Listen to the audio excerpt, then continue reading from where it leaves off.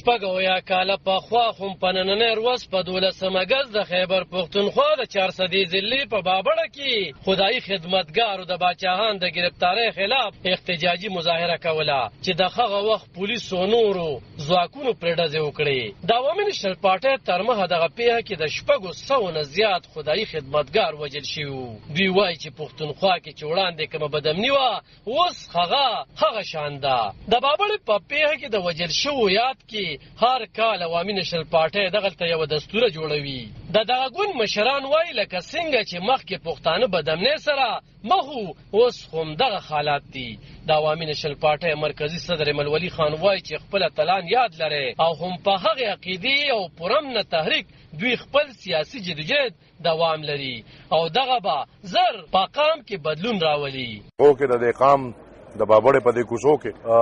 دا د نه زړېدونکې واقعه ده. په کوم طریقې سره چې د پاکستان فوج زه بار دا خبره دوراوم چې زموږ د انګریز د وخت دور دا نه دی بلکې زموږ خپل د پاکستان فوج د قیوم خان په وینا په پښتنو په دې میدان کې چې کوم ظلم کړی دی او بیا د هغې نه پس چې کوم ظلمونه شوي دي نو ټول خلک د دې دنیا نه خبر دي، د دې خبرې نه خبر دي او موږ نن ټول د هغې خلکو وارثان د هغې شهیدانو د هغې روز د غازیانو وارثان د هر کال په شان راغونډ شوي یو. هغې خپلو شهیدانو ته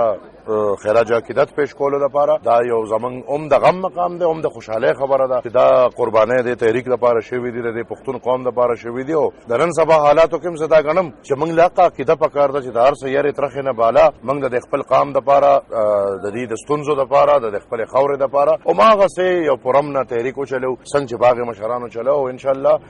زه دا اینم چې په دې قام کې دا شعور را روان دی راتلو والا دی او دوی به یو ورځ د خپل حق تپوس کوي. د ملولي خان په مشرۍ کې د عوامي نېشنل ګوند مشرانو او کارکونانو د بابړې شهیدانو په یادګار ته د عقیدت په توګه ګلونه هم کېښودل. څېړونکي وایي چې په کال 1902 کې د هغه وخت ګورنر ارباب سکندر خان خلیل پېښور های کورټ کې د بابړې د پیښې د پلټنو دپاره درخواست جمع کړی و خو های کورټ په دې اړه هېڅ پلټنې ونه کړې. د یادې پیښې نه پس د هغه وخت د صوبې وزیراعلی قیوم خان اسمبلۍ ته خپله وینا کې ویلي و چې حکومت ضلعې کې 140 ماده په ځای کړې وه خو مظاهرچیانو د دغه قانون خلاف ورزي کوله نو ځکه پرې پولیسو ډزې کړې وې. طالب خان شیرپو